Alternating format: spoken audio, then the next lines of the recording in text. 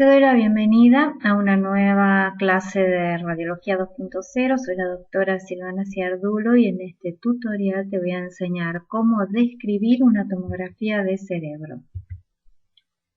La tomografía computada de cerebro es uno de los exámenes más solicitados en los servicios de emergencia. Se indica en general a todo paciente que ingresa por haber sufrido un trauma encefalocraniano o con síntomas de accidente cerebrovascular agudo. Es importante adoptar un sistema de lectura de la tomografía de cerebro para interpretar correctamente y en pocos minutos las imágenes. Para aprovechar esta clase, debes recordar la anatomía normal del encéfalo y las bases físicas de la formación de las imágenes en los métodos que utilizan rayos X, que son la radiología y por supuesto la tomografía computada. Vas a aprender la anatomía normal en los cortes axiales del cerebro por tomografía computada y un sistema de lectura para la evaluación de las imágenes de tomografía de cerebro. El temario de esta clase lo he dividido en 3 contenidos. Primero, los pasos que debes seguir antes de comenzar a analizar las imágenes. El segundo, la anatomía radiológica normal del encéfalo en las imágenes de tomografía computada. Y el tercero, la semiología radiológica para describir los hallazgos en tomografía de cerebro. Antes de analizar las imágenes,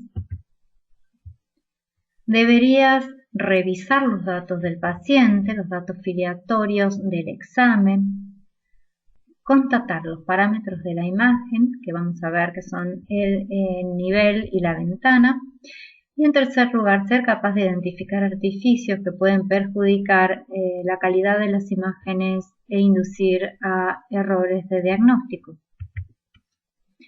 En cuanto a los datos del paciente, he propuesto en otros tutoriales utilizar las 5 preguntas que en la literatura anglosajona comienzan con la letra W. En español corresponderían a quién, qué, dónde, cuándo y por qué.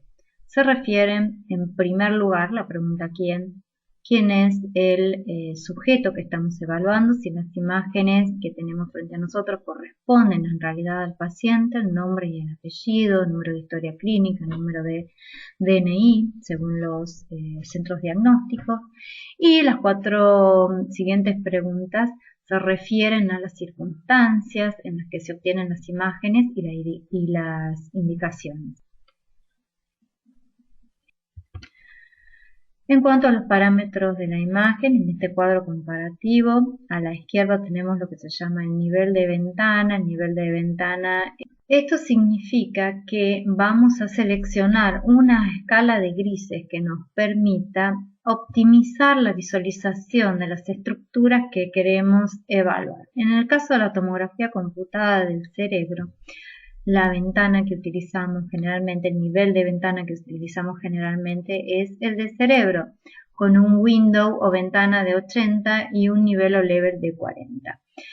En los pacientes en los que queremos evaluar las estructuras óseas, vamos a utilizar una ventana de 2800 y un nivel de 600. Son más elevados porque queremos ver estructuras más densas, que son las estructuras óseas.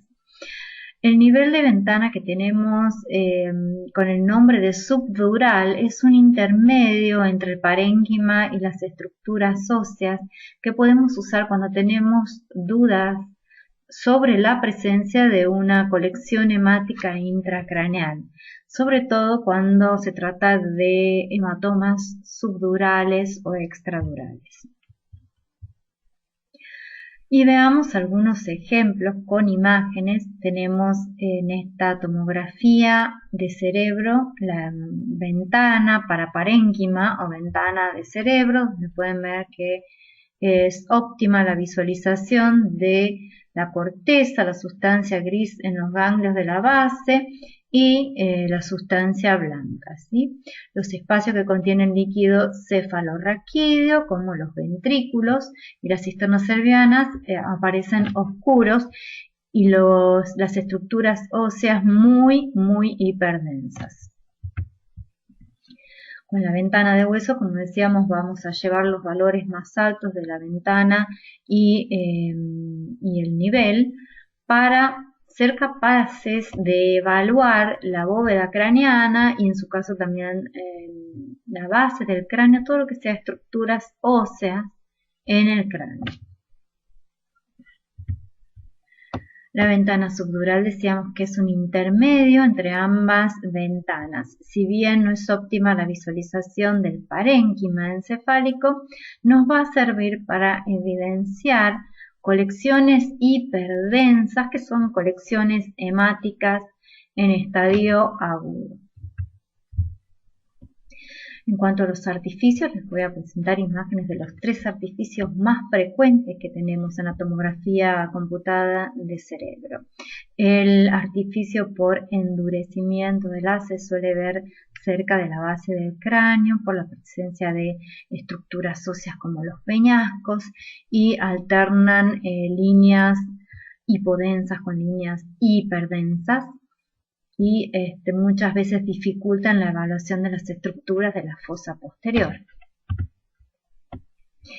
En este paciente que tiene un clip metálico en un aneurisma, vemos los artificios característicos de las estructuras metálicas, que son artificios de líneas muy hiperdensas y otras que son muy hipodensas, y que irradian, digamos, desde el punto central de la imagen metálica. Por último, los artificios por movimiento. En los pacientes que no se pueden mantener inmóviles durante la realización del examen, recuerden que muchas veces son pacientes que no están en un estado de conciencia, y en la ventana ósea es fácil identificar el doble contorno que muestran las estructuras del cráneo, que corresponde a 2 posiciones diferentes en las que se adquirieron los datos para la imagen de tomografía computada. Vamos a revisar la anatomía radiológica normal del encéfalo. Y para eso vamos a usar 3 cortes en 3 niveles distintos del cerebro. El primero corresponde al nivel del tronco cerebral.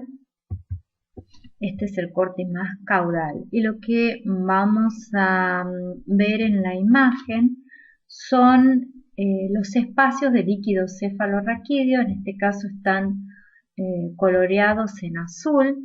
Y tenemos con el número 1 la cisterna supracelar, que tiene una forma característica de una estrella de 5 puntas. Con el número 2 tenemos el cuarto ventrículo.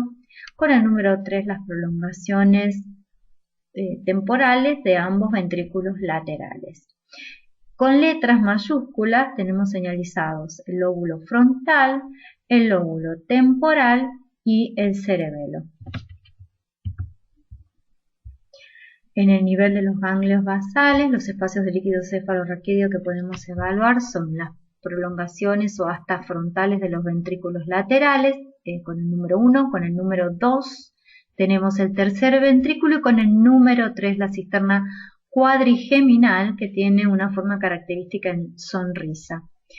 Con el número 4 está marcada la cisterna silviana. En este caso, en color naranja, hemos destacado los núcleos de sustancia gris, es el nivel de los ganglios basales, así que acá vamos a tener señalado con el número 1 la cabeza del núcleo caudado, con el número 2 el núcleo lenticular y con el número 3 el tálamo óptico. Nuevamente las letras mayúsculas nos muestran el lóbulo frontal, el lóbulo temporal y el cerebelo. Sería el hemisferio izquierdo cerebeloso. El nivel más superior es el nivel de los ventrículos laterales. Acá los ven coloreados en azul: ventrículo lateral derecho, ventrículo lateral izquierdo. Con el número 2, el lóbulo frontal, que llega bien atrás en estos cortes, y con el número 3, el lóbulo parietal. En cuanto a la semiología radiológica, vamos a describir las características en la tomografía computada de las imágenes que son anormales, así que no corresponden a la anatomía normal del encéfalo. Entonces, cuando tenemos una tomografía de cerebro, vamos a tratar de identificar asimetrías, la presencia de sangre, vamos a evaluar el parénquima encefálico, si es normal o si hay algún hallazgo agregado, los espacios del líquido cefalorraquídeo, el cráneo y las partes blandas.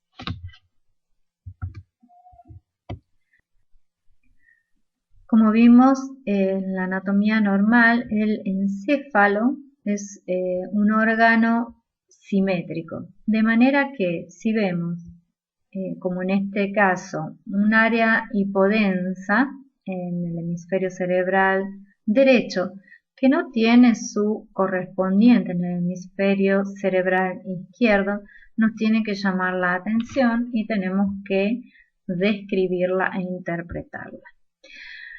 Otra cosa que puede ser asimétrica son los espacios del líquido cefalorraquídeo. En este caso, la prolongación frontal del ventrículo lateral izquierdo muestra menor volumen que la del derecho. También, si ponemos un poco de atención, vemos que hay un área hipodensa en el lóbulo frontal y en el lóbulo de la ínsula que no vemos en el hemisferio cerebral derecho. La hiperdensidad espontánea ocupando los espacios subaracnoideos y la cisterna silviana nos indica la presencia de una hemorragia subaracnoidea. Y nos lleva al segundo ítem que vamos a evaluar, que es la presencia de sangre. Las colecciones hemáticas intracraneales pueden ocupar el espacio subaracnoideo, como en este caso. Recuerden la cisterna supracelar, que tenía la forma de estrella de 5 puntas. Debería ser hipodensa por estar ocupada por líquido cefalorraquídeo. Sin embargo, acá hay una hiperdensidad espontánea que me indica la presencia de sangre, también ocupando la cisterna silviana derecha y las cisternas pretroncales. Otra localización frecuente de las hemorragias intracraneales es el espacio subdural, como en este paciente, que muestra acá una colección con forma de semiluna frontal izquierda, y en este caso también acompañado de un efecto de masa que determina el desplazamiento de la línea media hacia la derecha. Y la presencia de hematomas intraparenquimatosas, la hiperdensidad espontánea en la cabeza del núcleo caudado y parte del lenticular izquierdo rodeado de un halo hipodenso, que corresponde a una hemorragia parenquimatosa con un efecto de masa que colapsa el asta temporal del ventrículo izquierdo. En cuanto al parénquima encefálico, vamos a evaluar si existe alguna alteración de la densidad, como en este caso una imagen hiperdensa. Esta lesión correspondía a un meningioma calcificado. Es evidente que es una lesión extraaxial por la amplia superficie de contacto con las cubiertas durales y los ángulos agudos que forma en su unión con la dura.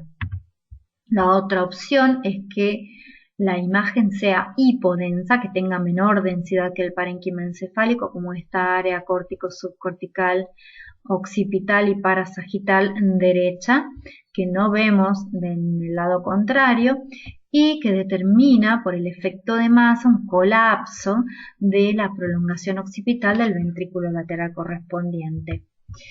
También pueden ser isodensas. Acá tenemos un nódulo en el hemisferio cerebral izquierdo, en la región temporobasal.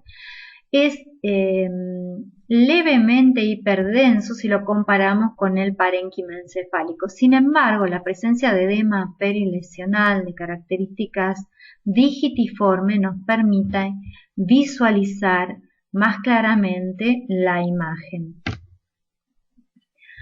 En este paciente, el último que vimos en el slide anterior, con un nódulo que si bien por su tamaño no debería generar demasiado efecto de masa, el hallazgo asociado que corresponde al edema de características digitiformes, muy típico de las lesiones secundarias, determina colapso no solo del asta occipital del ventrículo lateral, sino también de los surcos subaracnoideos en la región y de la cisterna de Silvio. Otro hallazgo importante que siempre debemos informar es el desplazamiento de la línea media y la presencia de hernias subfalciformes o transtentoriales.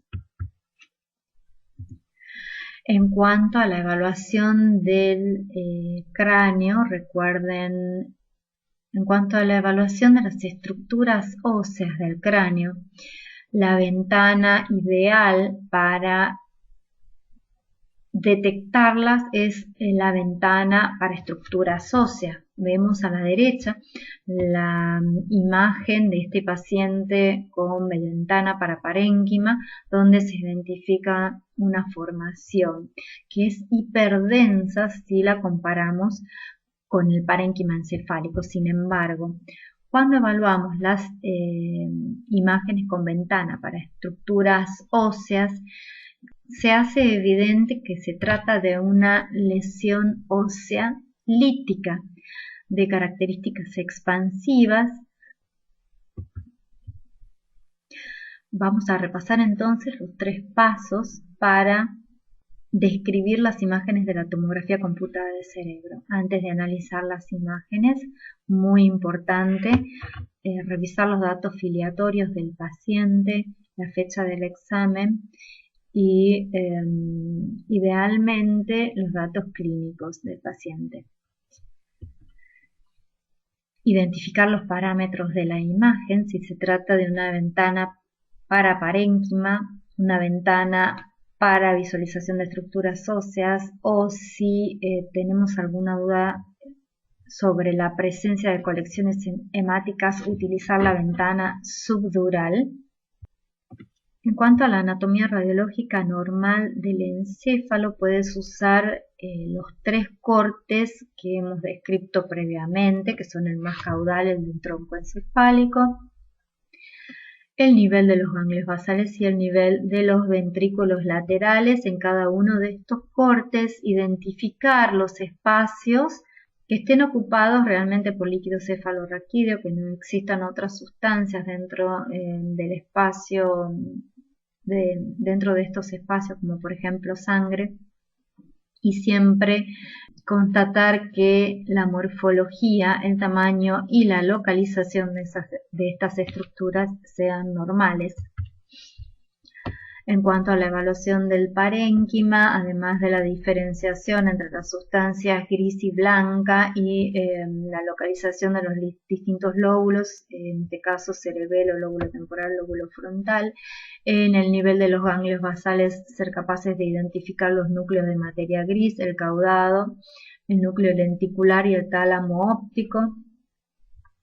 Acá vamos a ver también el lóbulo de la ínsula, el frontal, el temporal y la parte más superior del cerebelo, y a nivel del corte de los ventrículos laterales, nuevamente ser capaces de identificar la diferenciación de la sustancia grisicortical, el lóbulo frontal y el lóbulo parietal.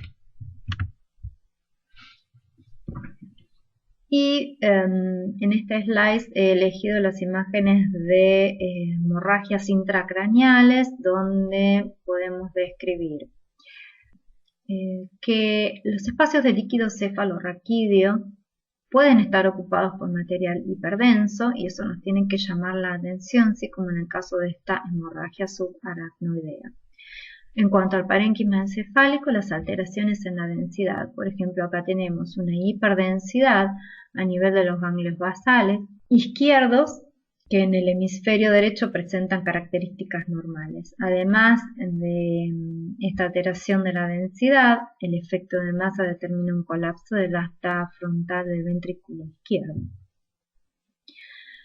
Y en la imagen a la derecha tenemos la hiperdensidad que nos muestra un hematoma subdural y como consecuencia colapso de surcos subaracnoideos y del ventrículo lateral del mismo lado y la desviación de la línea media que podría indicar una hernia subfacial.